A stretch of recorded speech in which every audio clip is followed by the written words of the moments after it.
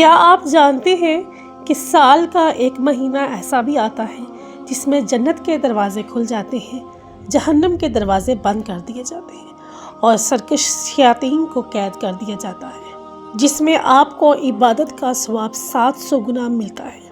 جنت کا ایک دروازہ الریان کھل جاتا ہے۔ جی ہاں، یہ کوئی عام مہینہ نہیں، یہ رمضان المبارک ہے، رحمت، برکت اور مغفرت کا مہینہ۔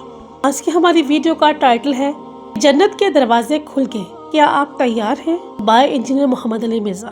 چلیے جانتے ہیں کہ جنت کے دروازے کیسے کھل گئے اور انجینئر صاحب ہمیں کس طرح ایکسپلین کرتے ہیں قرآن و حدیث کی روشنی میں۔ رمضان المبارک کے کانٹیکسٹ میں آیات آ رہی ہیں، یہ مسلسل 6 آیات سورۃ البقرہ کی آیت نمبر 183 سے لے کر 188 تک، یہ پورا ایک رکوع ہے۔ 23 نمبر رکوع سورۃ البقرہ کا، یہ مکمل رمضان المبارک سے ریلیٹڈ ہے۔ رمضان کے روزوں کو یہ یونیکنس حاصل ہے باقی تمام اسلامی عبادات پہ کہ قرآن حکیم کے اندر حج کا ذکر سکیٹرڈ فارم میں کئی ایک صورتوں میں، سورۃ البقرہ کے اندر ذکر آ جائے گا، سورۃ الحج کے اندر ذکر آ جائے گا اور صورتوں کے اندر۔ زکوٰۃ کا ذکر تو پورے قرآن میں سکیٹرڈ ہے، نماز کا پورے قرآن کے اندر سکیٹرڈ ہے۔ نماز کا طریقہ اور احکام و مسائل بہت کم ڈسکس ہوئے ہیں، لیکن رمضان کے روزے ایک ایسی عبادت ہے کہ جو ایک ہی جگہ پہ قرآن میں آئی ہے اور کہیں اور نہیں آئی ہے، اور اس کے آلموسٹ جتنے موٹے موٹے مسائل ہیں وہ سب کے سب اللہ تعالیٰ نے اس میں کور کر دی ہے۔ یہ رمضان المبارک کو باقی ساری عبادات کے اوپر فضیلت حاصل ہے۔ یہ 6 آیات رکوع نمبر 23 سورۃ البقرہ آیت نمبر 183 سے لے کر 188 تک۔ یا ایھا الذین آمنوا کتب علیکم الصیام، اے اہل ایمان تم پر روزے فرض کر دیے گئے ہیں، کما کتب علی الذین من قبلکم لعلکم تتقون، جیسا کہ تم سے اگلی امتیں جو گزر چکی ہیں، جو تم سے پہلے گزر چکی ہیں، ان پر فرض کیے گئے تھے تاکہ تم تقوی کی روش اختیار کر سکو۔ رمضان شریف کی آلموسٹ آمد ہے 1441 ہجری میں، اور یہ اللہ کی طرف سے کرامت ہوئی ہے کہ شعبان کے آخری عشرے میں ہماری یہ آیات الحمدللہ رمضان مبارک سے ریلیٹڈ آئی ہیں۔ رمضان مبارک کے جتنے بھی احکامات ہیں کتاب و سنت کی روشنی میں، میں نے بڑی ڈیٹیل کے ساتھ ان کے اوپر ایک لیکچر ریکارڈ کروا دیا ہے، جو کہ آلموسٹ 5 نشستوں میں ہے۔ مسئلہ number 53A B C D اور E، اور ہر نشست آلموسٹ 1.5 گھنٹے کی ہے، جس میں رمضان شریف سے ریلیٹڈ ہر چیز کور کی گئی ہے جو کوئی پوچھ سکتا ہے۔ حصول برکت کے لیے میں 2-3 حدیثیں بیان کر دیتا ہوں۔ بخاری اور مسلم دونوں کی حدیث ہے کہ نبی صلی اللہ علیہ وآلہ وسلم نے فرمایا جب رمضان کا مہینہ آتا ہے تو اللہ تعالیٰ جنت کے دروازوں کو کھول دیتا ہے اور جہنم کے دروازوں کو بند کر دیتا ہے، اور سرکش شیاطین کو قید کر دیتا ہے۔ تمام شیاطین نہیں، سرکش شیاطین۔ ایک اور حدیث ہے، نبی اسلام نے فرمایا، یہ بھی حدیث بخاری اور مسلم دونوں میں ہے، کہ رمضان مبارک میں اللہ تعالیٰ نیکیوں کا ثواب آلموسٹ 10 گنا سے 700 گنا تک بڑھا دیتا ہے، اور اللہ تعالیٰ فرماتا ہے کہ روزہ خاص میرے لیے ہے اور میں ہی اس کی جزا دوں گا۔ اور ایک ترجمہ یہ بنتا ہے روزہ خاص میرے لیے ہے اور میں ہی اس کی جزا ہوں، کیونکہ روزہ وہ عبادت ہے جو جب تک کوئی شخص ایکسپوز نہ کرے نا، آپ کسی کو جج نہیں کر سکتے۔ نماز تو فزیکلی پڑھتا ہوا نظر آ جائے گا، تو روزہ ایک ایسی عبادت ہے جو خاص میرے لیے ہے اور میں ہی اس کی جزا دوں گا۔ بخاری مسلم میں ایک حدیث یہ بھی موجود ہے، نبی اسلام نے فرمایا کہ ایک جنت کا دروازہ ہے جس کا نام ہے الریان، وہ خاص ان لوگوں کے لیے ہے جو رمضان مبارک کے روزے رکھنے والے ہیں، کہ وہ اس دروازے سے داخل ہوں گے۔ پھر بخاری مسلم کی ایک اور حدیث ہے، نبی اسلام نے فرمایا جس نے ایمان اور احتساب کے ساتھ رمضان مبارک کے روزے رکھے، ایمان اور احتساب یعنی ایمان کے ساتھ اور احتساب ہے اصلاح نفس کی کوشش پلس ثواب کی نیت، خالصتاً اللہ کے لیے، تو اللہ تعالیٰ اس کے پچھلے سارے گناہ معاف فرما دے گا۔ جس نے ایمان اور احتساب کے ساتھ رمضان مبارک کی راتوں کا قیام کیا، اللہ تعالیٰ اس کے پچھلے سارے گناہوں کو معاف کر دے گا۔ جس نے ایمان اور احتساب کے ساتھ شب قدر کا قیام کیا، اسے پچھلے سارے گناہ اللہ تعالیٰ معاف کر دے گا۔ اور یہ میں نے سب سے آسان طریقہ اس میں بتایا کہ آپ ایٹ لیسٹ عشاء اور فجر کی نماز کا اہتمام کریں کہ کوئی رکعت فوت نہ ہو۔ صحیح مسلم میں حدیث ہے، ایک تابعی کہتے ہیں میں مسجد میں بیٹھا تھا، مسجد نبوی کے اندر، حضرت عثمان غنی رضی اللہ تعالیٰ عنہ علیہ السلام کا دور تھا، تو مغرب کی نماز کے تھوڑی دیر بعد حضرت عثمان مسجد میں آ گئے، اور مجھے انہوں نے کہا کہ بیٹا میں نے نبی علیہ السلام سے یہ خود سنا تھا کہ جو شخص عشاء کی نماز جماعت سے ادا کر لے گویا اس نے آدھی رات کا قیام کیا، اور جو فجر بھی جماعت سے پڑھ لے گویا اس نے پوری رات کا قیام کیا۔ تو یعنی وہ بتانا چاہ رہے تھے کہ میں عشاء کی نماز سے اتنی دیر پہلے مسجد میں اس لیے آ گیا ہوں تاکہ عشاء کی جماعت چھوٹے نہ. آج کل تو مشکل نہیں ہے کیونکہ ہم لوگ تو رات کو سوتے ہی 12 بجے کے بعد ہیں. ان زمانوں میں لوگ بڑے جلدی سو جاتے تھے, اسی لیے مغرب کے بعد سونے کی ممانعت بھی آئی ہے. پورے دن کی مزدوری فجر کے وقت اٹھے ہوئے ہوتے تھے, عشاء اتنی مشکل ہو جاتی تھی. اسی لیے تو آیا بخاری مسلم میں کہ منافقین پہ 2 نمازیں بھاری ہیں, فجر اور عشاء کی, اور خصوصاً عشاء کے لیے بھی آیا بخاری مسلم میں کہ اگر یہ جان لیتے تو اپنے سرین کے بال گھسیٹتے ہوئے آتے ہیں مسجد کے اندر. اور فجر کے بارے میں سنن نسائی میں آیا کہ میرا دل کرتا ہے ان لوگوں کے گھروں کو آگ لگا دوں جو مسجد میں نماز نہیں پڑھتے, فجر کی نماز کے بارے میں بھی. اور بخاری مسلم میں یہ الفاظ جو ہے وہ عشاء کی نماز کے بارے میں بھی ہے. تو آج کے زمانے میں آپ ذرا عشاء کو نا قیاس کریں. آج کل تو عشاء سب سے آسان ہے ہماری نمازوں میں, کیونکہ ہماری جو روٹین ہے لائف کی وہ بدل چکی ہوئی ہے, اس لیے ہم اس تکلیف کا احساس نہیں کر سکتے جس سے صحابہ کرام گزرے. ایام معدودات, گنتی کے چند دن ہے یہ رمضان کا مہینہ. فمن کان منکم مریضا, اور اس میں بھی اگر تم میں سے کوئی مریض ہو, او علی سفر, یا وہ سفر پر ہو, فعدۃ من ایام اخر, تو وہ اپنی گنتی کو باقی دنوں میں پورا کر سکتا ہے. مسافر اور مریض وہ روزہ چھوڑ سکتا ہے چاہے وہ جو مرضی حالت ہو. یعنی یہ نہیں کوئی کہہ سکتا کہ جی سفر بڑا آسان ہے, نہیں, سفر میں رکھنے کی اجازت ہے. بخاری مسلم میں حدیث ہے, نبی علیہ السلام نے اسے ڈسکریج کیا ہے, لیکن جب صحابہ نے پوچھا یا رسول اللہ ہم رکھ لیں تو فرمایا ہو جائے گا روزہ, لیکن پریفریبل نہیں ہے کہ رکھا جائے, دوسرے دنوں میں گنتی پوری کر دی جائے. اور مریض ہی میں سنن ابی داؤد ترمذی ابن ماجہ میں حدیث آتی ہے کہ نبی علیہ السلام نے مریض کو اور پریگننٹ عورت کو اور دودھ پلانے والی عورت کو بھی روزے مؤخر کرنے کی اجازت دی ہے. لیکن اگر کوئی ایسا مریض ہے جس کی اب صحت مند ہونے کی امید نہیں ہے, یا مرض کی وجہ سے روزے اتنے زیادہ ہو چکے ہیں کہ ان کی قضا دینا مشکل ہے, تو پھر فدیہ دے دیں.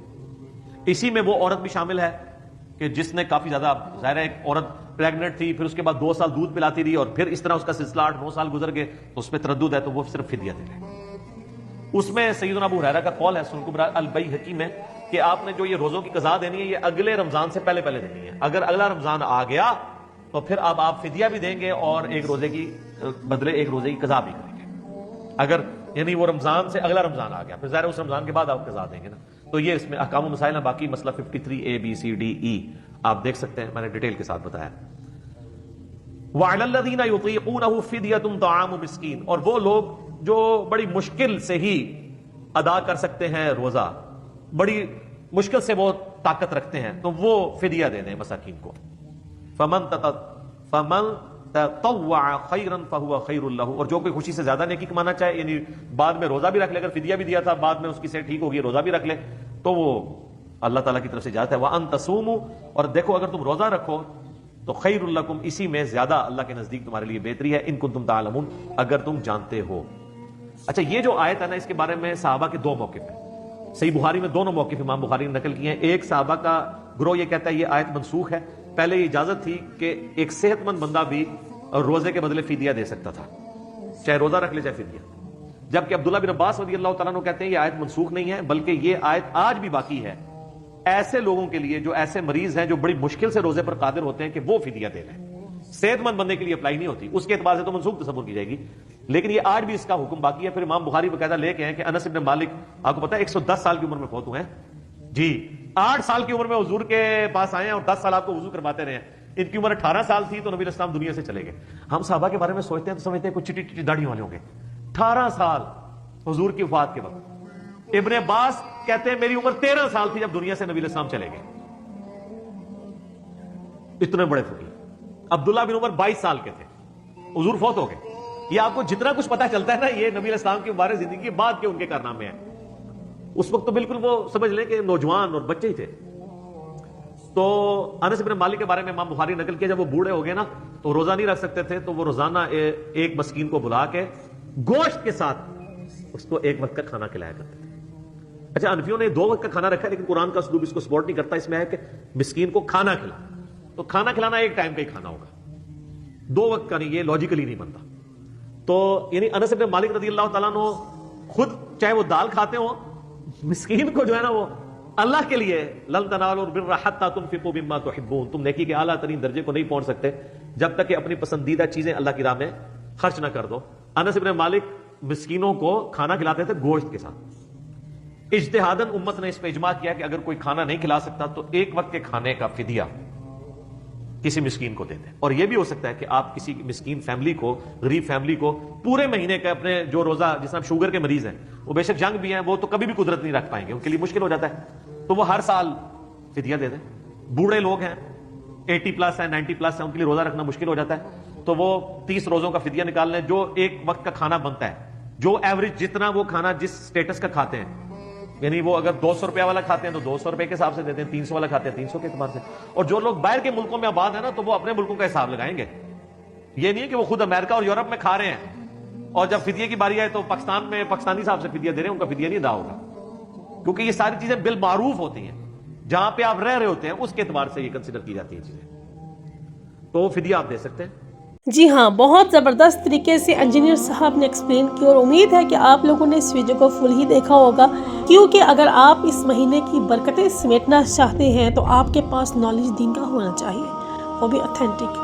آگے آپ کے ساتھ شیئر کرتی چلوں کہ حدیث کی روشنی میں رمضان کی فضیلت کیا ہے. صحیح بخاری اور صحیح مسلم میں موجود ہے، نبی صلی اللہ علیہ وسلم نے فرمایا کہ جب رمضان کا مہینہ آتا ہے تو جنت کے دروازے کھول دیے جاتے ہیں، جہنم کے دروازے بند کر دیے جاتے ہیں، اور سرکش شیاطین کو قید کر دیا جاتا ہے. سوچیں، اللہ تعالیٰ خود ہمارے لیے ماحول کو پاک بنا دیتا ہے، اب بہانہ کس چیز کا ہے. ایک اور حدیث میں آتا ہے کہ رمضان میں نیکیوں کا اجر 10 گنا سے 700 گنا تک بڑھا دیا جاتا ہے، جیسا کہ اس ویڈیو کے اندر ذکر کیا انجینئر صاحب نے.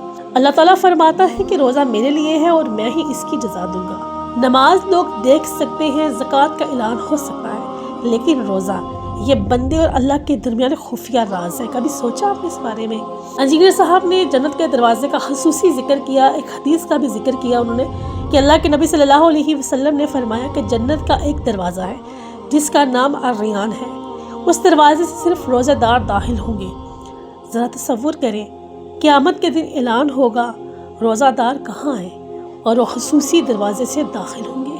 اللہ تعالیٰ ہمیں نیک عمل کرنے کی توفیق عطا کرے تاکہ ہم بھی اس خصوصی دروازے کے اندر سے داخل ہو سکیں. ہم نے اس ویڈیو کے اندر کہا کہ یہ رمضان کی یونیکنس ہے کہ اللہ تعالیٰ نے اس عبادت کے بڑے بڑے مسائل ایک ہی جگہ پر مکمل طور پر بیان کر دیے. آگے انجینئر صاحب نے رمضان کا اصل مقصد سمجھایا کہ روزہ صرف بھوکا پیاسا رہنے کا نام نہیں ہے. اللہ تعالیٰ فرماتے ہیں لعلکم تتقون، تاکہ تم تقوی اختیار کرو. یعنی رمضان ہمیں بدلنے آتا ہے، صرف کیلنڈر کا مہینہ نہیں، یہ کردار سازی کا بھی کورس ہے. اور میں صرف اتنا کہوں گی کہ سوچیں، دروازے کھلے ہیں، اجر کئی گنا بڑھا دیا گیا ہے. اللہ خود کہہ رہا ہے کہ روزہ میرے لیے ہے. اگر ہم پھر بھی نہ بدلے تو کب بدلیں گے؟ یہ مہینہ صرف گزارنے کے لیے نہیں، یہ مہینہ سنورنے کے لیے ہے. یہ مہینہ صرف افطار پارٹیوں کے لیے نہیں، یہ مہینہ اللہ کے قریب ہونے کا ہے. آئیے اس رمضان میں ہم صرف روزے نہ رکھیں بلکہ اپنے دلوں کو بھی روزہ رکھوائیں، گناہوں سے، نفرت سے، غیبت سے توبہ کر کے. شاید یہی رمضان ہماری مغفرت کا سبب بن جائے.